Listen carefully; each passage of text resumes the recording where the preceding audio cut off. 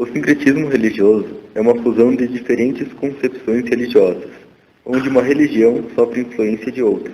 Porém, nem sempre é uma fusão total. Ela pode ser uma mistura das duas. No Brasil, o sincretismo religioso é muito comum.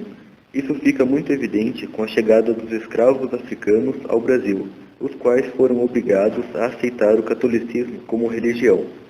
Entretanto, muitos dos africanos escondiam suas divindades embaixo dos santos católicos e rezavam em sua língua nativa, que era desconhecida pelos portugueses, fazendo assim seus ritos nativos. A religião católica foi hegemônica e majoritária no Brasil desde sua colonização. Em 1891, o Brasil tornou-se oficialmente um país laico. Todavia, ainda existem fortes relações entre a religião e o Estado.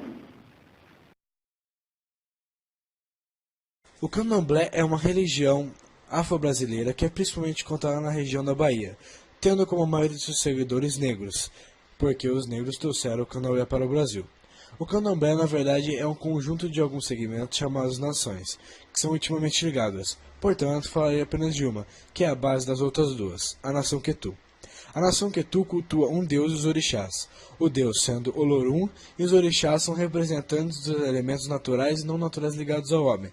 Por exemplo, Iemanjá, que representa o elemento da água doce e também a educação e a saúde. Os cultos do candomblé são feitos nos terreiros, onde se festejam e dançam em nome dos orixás, ocorrendo até a incorporação, que é quando uma pessoa é incorporada por um orixá. O orixá, querendo festejar, incorpora o homem, pois a história do candomblé diz: os orixás não podem descer à terra com seus corpos. Tratemos da questão do preconceito, enraizada desde a sua vinda ao Brasil, que na época era sua maioria católica, consideravam o candomblé pagão, e muitas pessoas consideram atualmente o candomblé como macumba ou coisa do demônio, fazendo a relação com a corporação e o possuir. O candomblé é uma religião de celebração e festas aos orixás, procurando sempre prosperidade e avanço ao homem, e nunca ao mal. O candomblé atualmente é feito escondido por causa do preconceito da sociedade contra ele. E o candomblé é de grande importância para a cultura africana, que está presente em quase todos os rituais do candomblé. Portanto, como a capoeira, é a representação do que restou da cultura africana. Então, temos que preservar o que é cultura.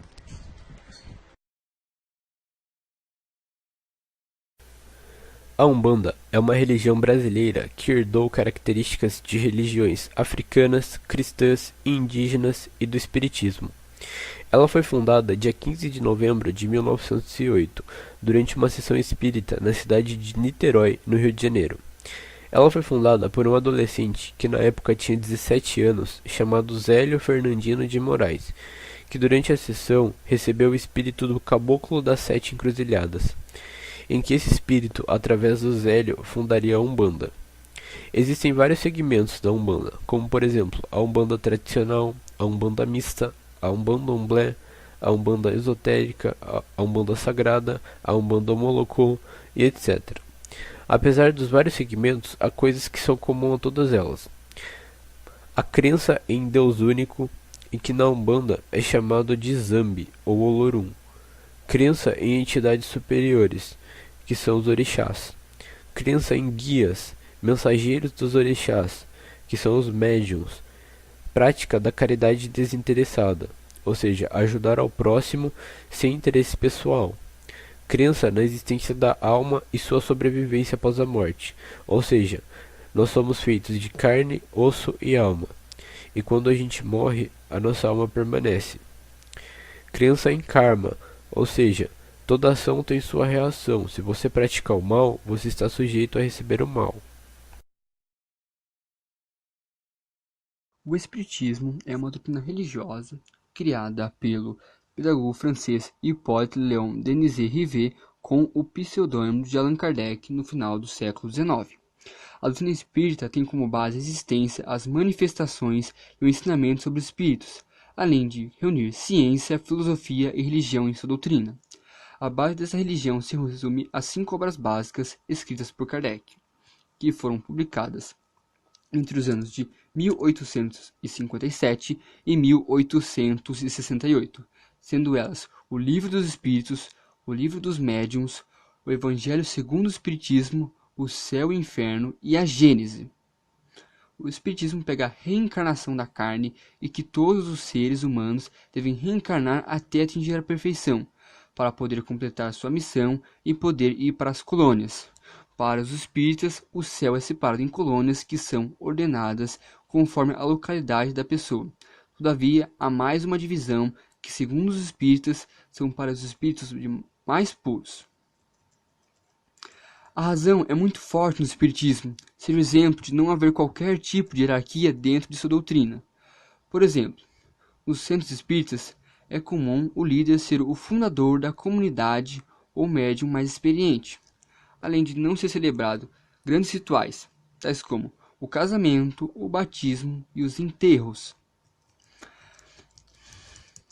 A doutrina espírita chegou ao Brasil em 1884 e teve uma rápida obtenção de número de adeptos, pois mesmo pessoas simples poderiam incorporar pessoas famosas, além de ser apontada para muitos como uma religião que acompanhava os acontecimentos científicos da época. Destacam-se como grandes representantes do kardecismo canarinho Chico Xavier e Bezerra de Menezes, o primeiro escrevera Brasil, coração do mundo, pátria do Evangelho, em que justificava a intervenção dos espíritos nos acontecimentos da história nacional. Apesar de ser uma religião, o espiritismo herda muitas características de determinadas religiões, tais como o alcance da perfeição, no caso seria o nirvana para os hinduístas, a oferenda para os desencarnados, muito presente na Umbanda. Atualmente, o Brasil conta com 15 milhões de adeptos do espiritismo. Todavia, basta frisar que muitos adeptos não consideram o espiritismo como uma religião, e sim como uma ciência. Ateísmo e agnosticismo são duas coisas diferentes, apesar que muitas pessoas acabam confundindo essas duas ideias, porque de certo modo elas são até parecidas. O ateísmo pode se dividir em duas partes: o ateísmo que pode se chamar de forte ou positivo, e o ateísmo fraco ou negativo. O ateísmo forte é aquele tipo de ateísmo em que o ateu defende a sua ideia quase que como uma ideia religiosa. Pode ser considerado como a crença da não existência de qualquer divindade ou ser sobrenatural. Enquanto que o ateu fraco, o ateu negativo, como dizem, é aquele ateu que não crê na existência de seres divinos, que é uma coisa um pouco diferente, apesar de parecer a mesma coisa. O ateu fraco, aquele ateu que não briga pela ideia.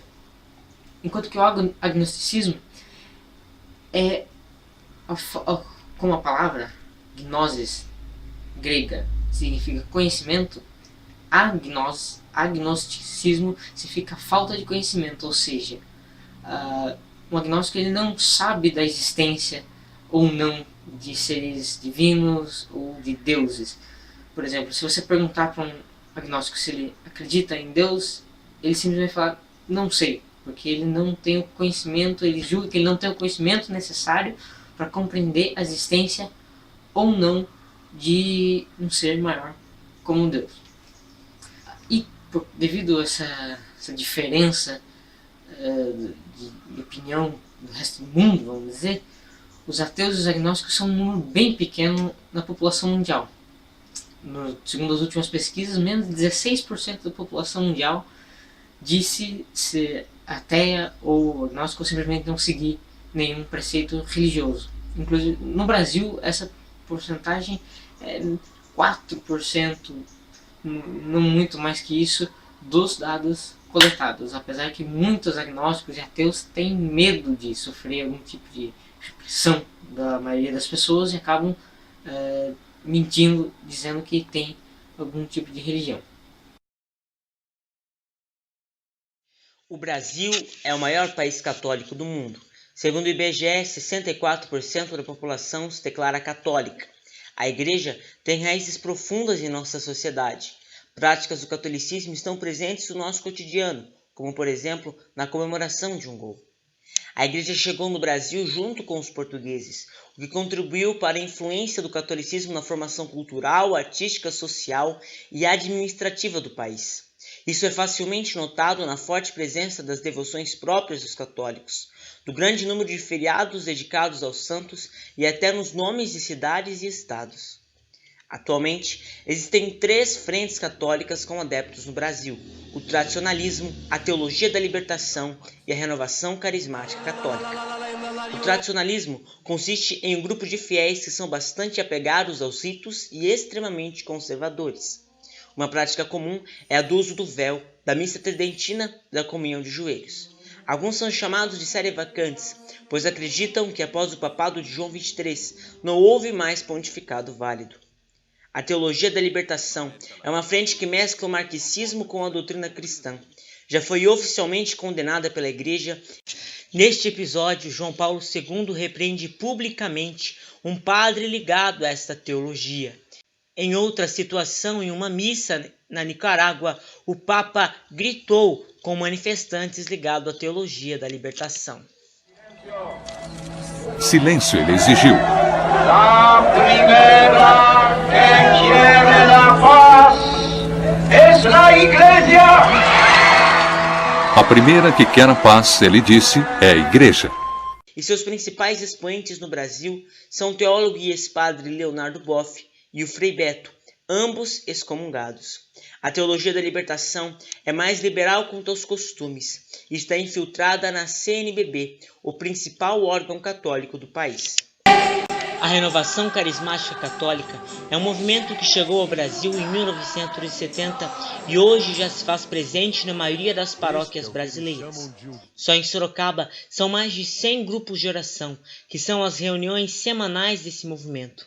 Eles pregam uma relação pessoal com Jesus através do Espírito Santo, tendo uma espiritualidade muito semelhante aos evangélicos pentecostais.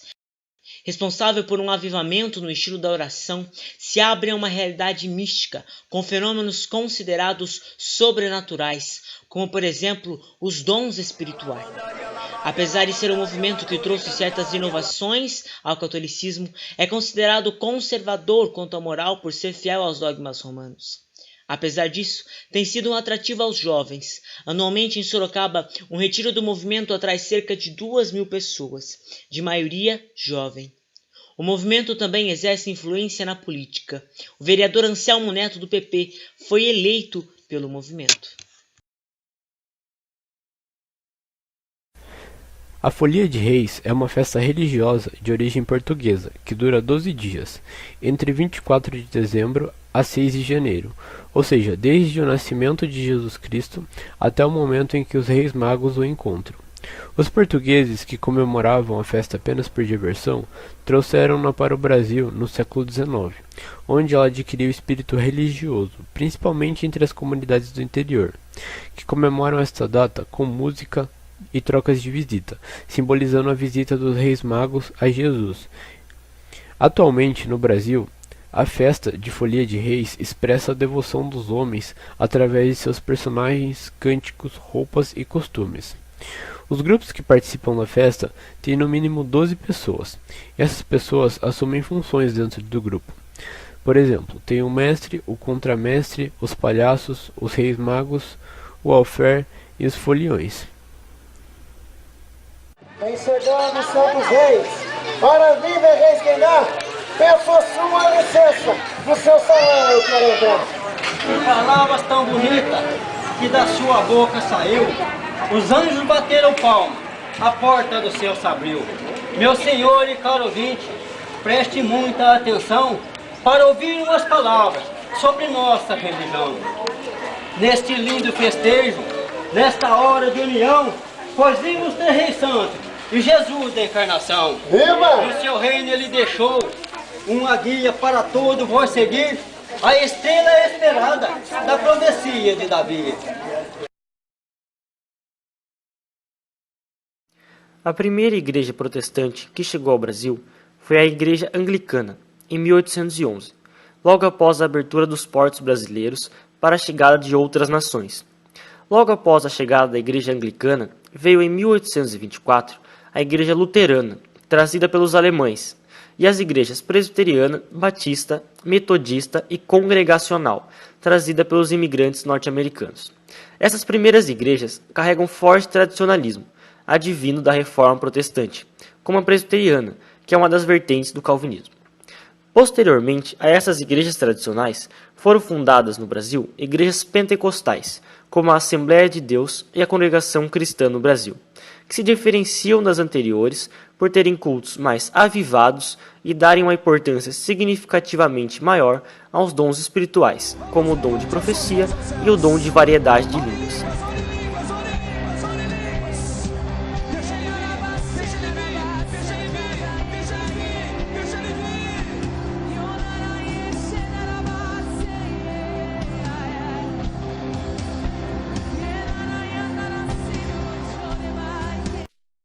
Já mais recentemente no Brasil, iniciou o movimento neopentecostal, difundido principalmente pela Igreja Universal do Reino de Deus, a primeira igreja desse movimento.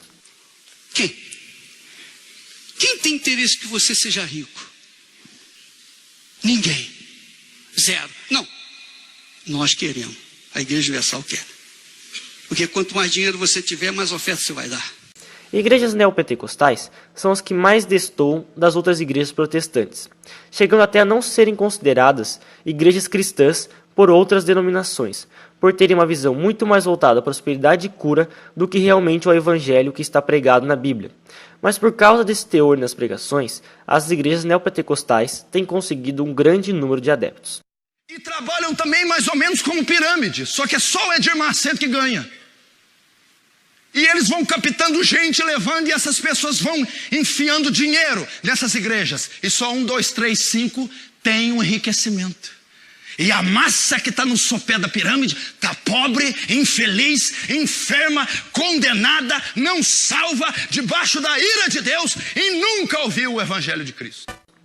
As igrejas protestantes brasileiras podem ser consideradas as que menos sofrem influência do sincretismo religioso, pois condenam abertamente religiões como o Espiritismo e a Umbanda, por se tratarem de religiões que se envolvem com entidades e espírito de pessoas mortas, prática proibida na Bíblia. O protestantismo no Brasil vem crescendo gradativamente nos últimos anos, e as maiores igrejas em número de membros atualmente são Assembleia de Deus, Congregação Cristã no Brasil, Igreja Batista, Universal do Reino de Deus e a Igreja Presbiteriana.